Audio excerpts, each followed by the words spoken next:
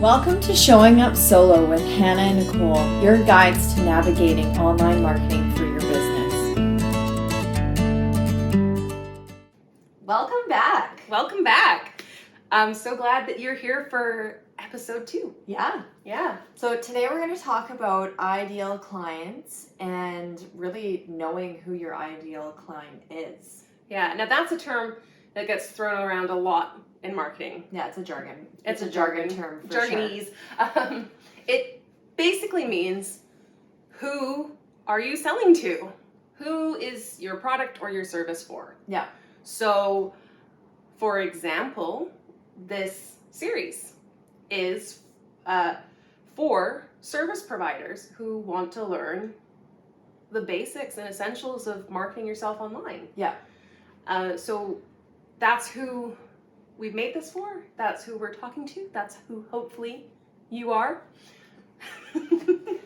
Yeah, so it's not even just identifying who it is that you want to be watching or selling to, but knowing what their struggles are. Yes, because why do they need what you have to offer? Yeah. Like, what is it in their life that what you have will make better? Yeah.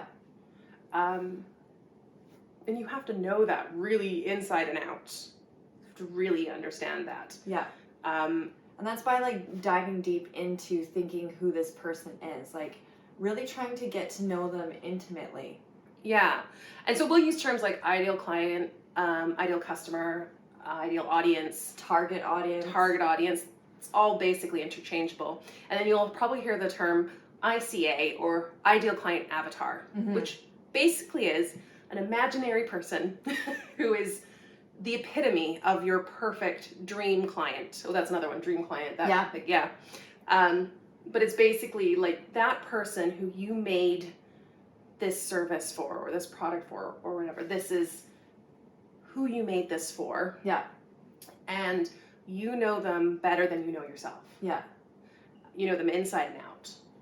What they do for a living, what they do when they're at home, what kind of home do they have, what kind of car do they drive, do they have kids, do they have pets, what do they do on weekends? Are they spiritual? What's their favorite food? What's their favorite food? Are they married? Are they single?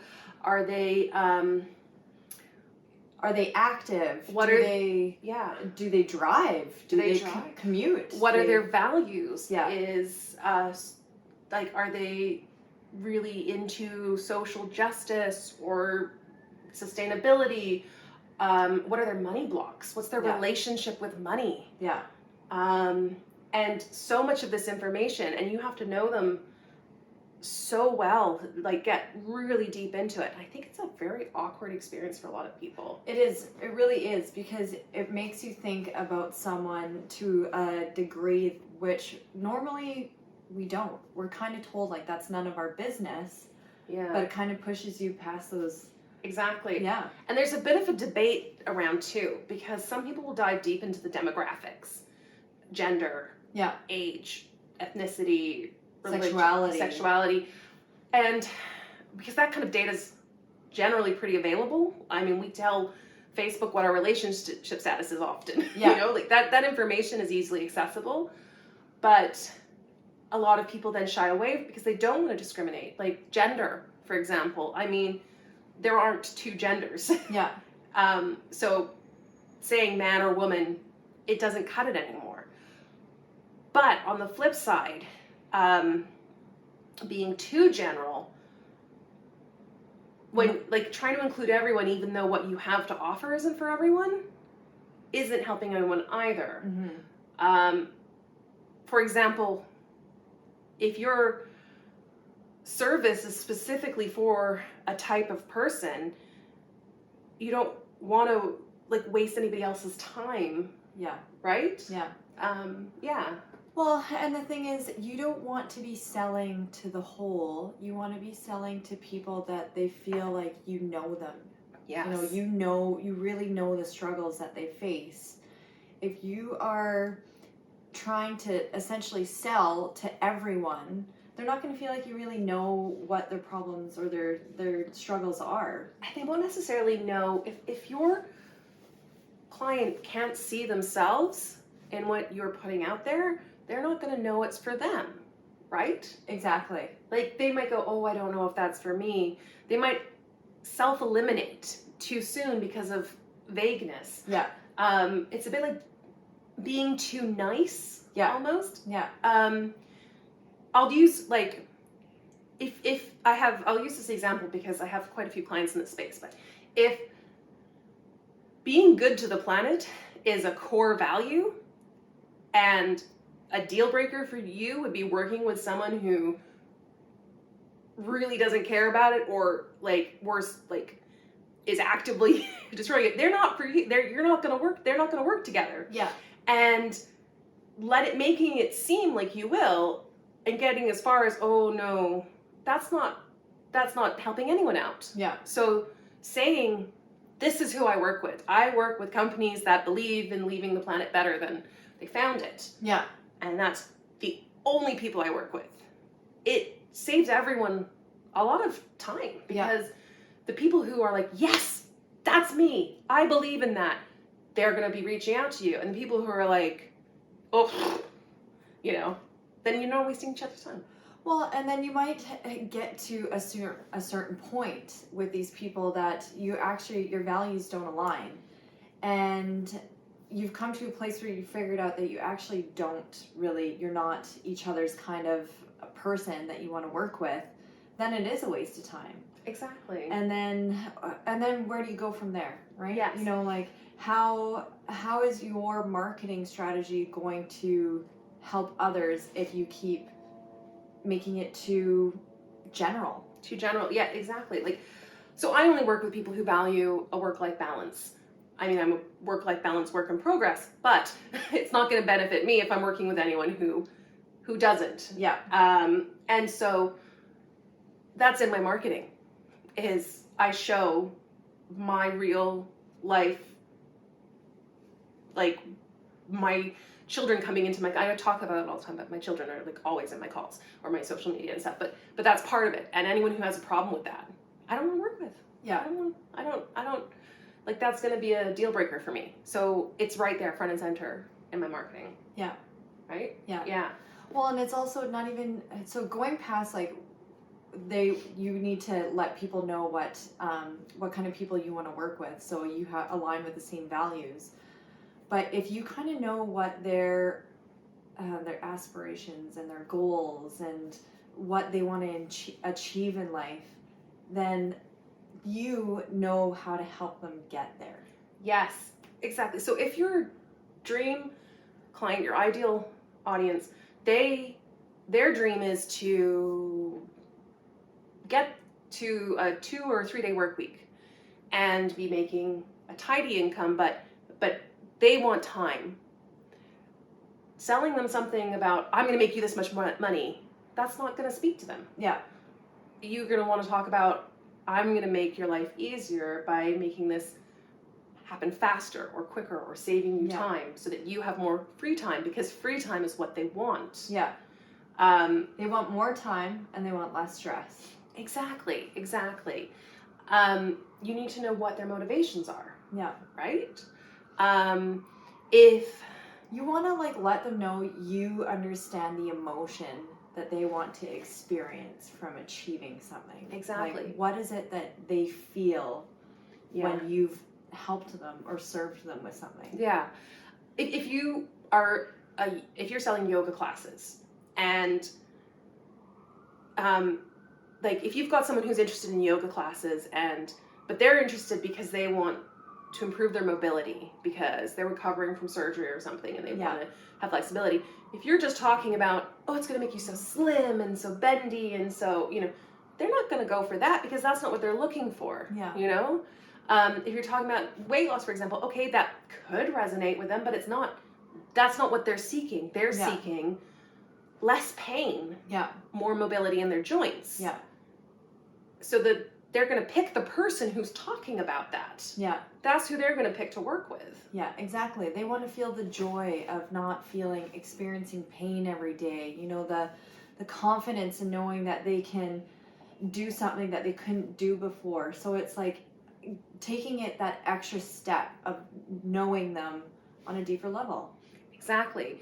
Really, really digging deep and doing your market research. Yeah. Really. My ideal client, when I started my business, is completely different to my ideal client now. I had an idea about a person, but then as I started to attract clients and get a taste of who I liked working for and seeing real life problems, like really seeing the constant problems, that evolved. And like my ideal client is kind of a mashup of some of my favorite clients. Yeah. And whose needs I've seen consistently. My ideal client has a pet dog. Because basically all my favorite clients have dogs. Yeah. It's just a weird coincidence, but they all have dogs and they all like camping and going outdoors. So that's something that my ideal client is interested in. Yeah. Because so many of my favorite clients have had that relatable personal thing. It's finding those like interesting little... Well, and it's that piece of like, you know, maybe your ideal client has a dog, or maybe they're not a parent, but to them their dog is like their child, right? It's like that extension of themselves that is a caring thing. So it's just knowing what kind of values they have that are important to you. Exactly. My clients all value authenticity and openness and coming from a place of service versus anything else really. Like very much like heart-centered, and kindness is a theme. So I know that about my audience. So when I'm speaking to my audience, that's how I'm speaking. Yeah. Yeah. Well, and even empowering, I would say, like women supporting women, you know, or people supporting people. Yes. Yes. And I think, your marketing is going to be so much more effective if you know your ideal audience inside and out. And I'm always saying this. Nicole can verify this. Clarity is kindness. Clarity is, and I actually, ever since you taught me that, that is like my kind of mantra now in my own marketing is clarity is kindness. Yeah. Like we often try to be too nice and cover all the bases. We're worried of like cutting people out. Exactly. And but being clear, being specific, that's how you make sure that the people who need to get that message are getting that message, that they know that message is for them. Yeah. There's so many people out there who work with so many different people. You're not excluding people, you're helping people find their people. Yeah. I said people a lot there, but you know, it's... Yeah. Well, and the thing is, a lot of times, and I know you've experienced it yourself, when you meet those ideal dream clients, they refer you to additional dream clients because they're typically connected to people that are similar to them. Yes, exactly. Like, there's so much, like, it's funny, we were talking about this, like, I have two clients, different sides of the country, who know each other.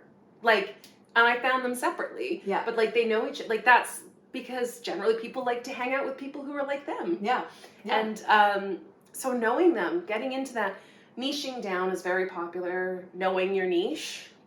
But it is true.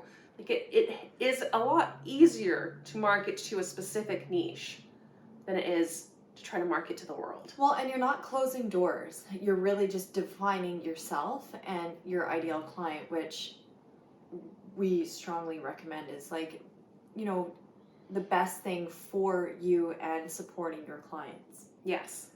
Yeah. And like, you started your business for a reason, and you came up with your service or your product for a reason. You had a problem in mind.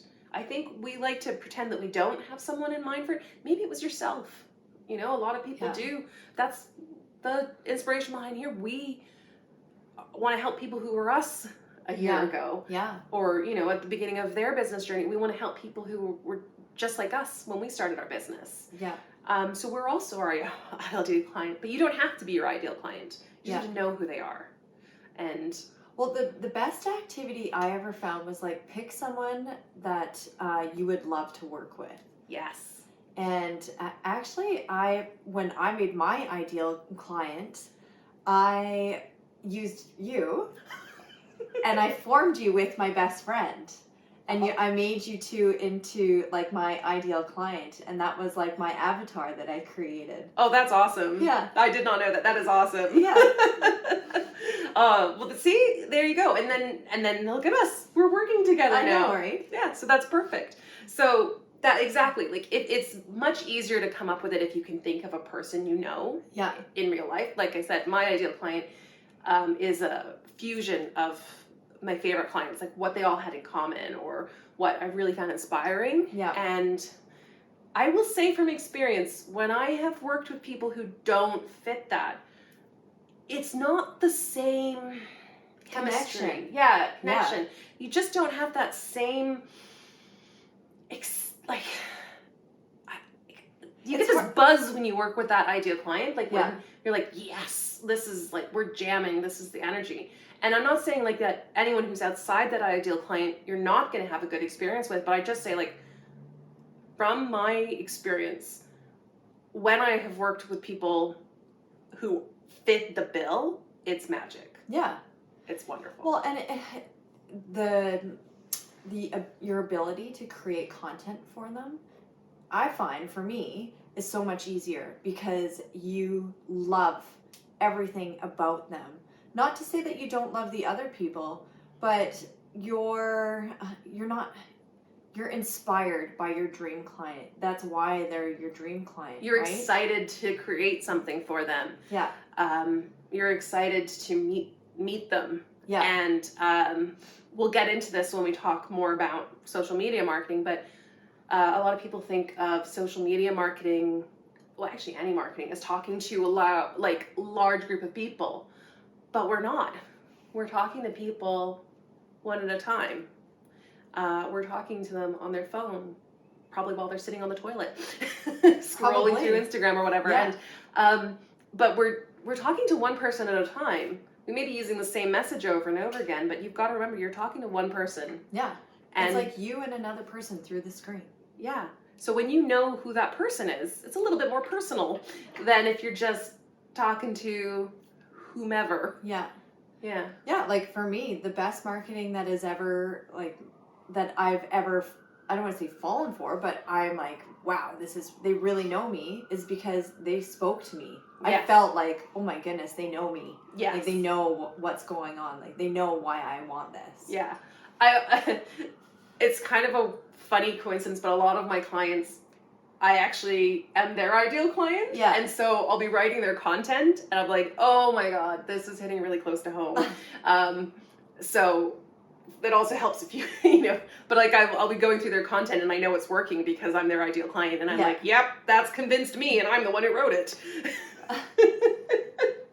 But when you know the person who you're talking to, it really helps. Helps you hone in on them, helps you with everything. And it really ties into the goal setting too, right? Because you need to know what their goals are. Yeah. You need to. And how are you going to help them achieve their goals? Yeah. Yeah.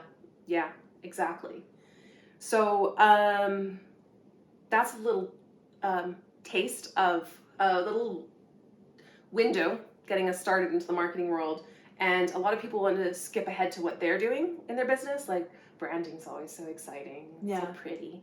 But you need to know who your business is for before anything else. And it's okay for your ideal client avatar to change. Yes. It's like you said, like yours is evolved. And that's fine. Well, because people change. They don't stay the same. Yeah. Our needs have changed. Just look at the last, it's cliche to say, but like look at the last 24 months. Yeah. So much has changed. It's okay if things change. It can be a living, breathing, working idea of a person, but just know who that person is. Yeah. Know what they're going through right now. Yeah.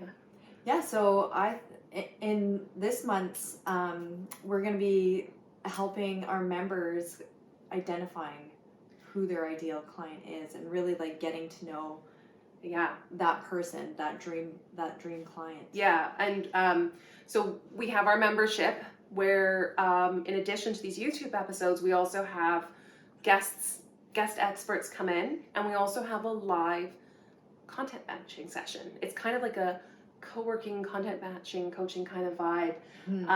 Basically, Nicole and I will be there for an hour and 30 minutes, and we'll be there to help you dig deep and come up with some marketing, like real content right then and there. And yeah, this month it's going to be like, how can you speak directly to your audience? Like, who is that audience, and then what can we do that's going to really, like, what are those questions you need to ask to find out who that person is? And if you're lucky, you might even have your ideal client on the phone, so you can pick their brain live. Yeah. Because that's the beauty of these sessions, is there's more than one person there, so you can really engage with other people. And I found it so beneficial at these virtual networking events, because when you do find someone who is your ideal client, you can really like verify what you think. Well, and you can also kind of pick up on things of like the way they talk. Yes. You know, like the way the things that they find curious, or there's so many things that you can gain from this type of like networking, co-working session. Yeah. Yes. So we hope we will see you inside the membership this month. Yeah. And until then, thanks for joining us. See you next time. Want more from Hannah and Nicole? Make sure to sign up for the Showing Up Solo membership, a monthly membership with guest experts, free resources, and a members-only invite to our live content batching sessions. A wonderful opportunity to meet new people and get advice from Hannah and Nicole live in person. And as always, don't forget to subscribe so you don't miss a future episode. See you next time.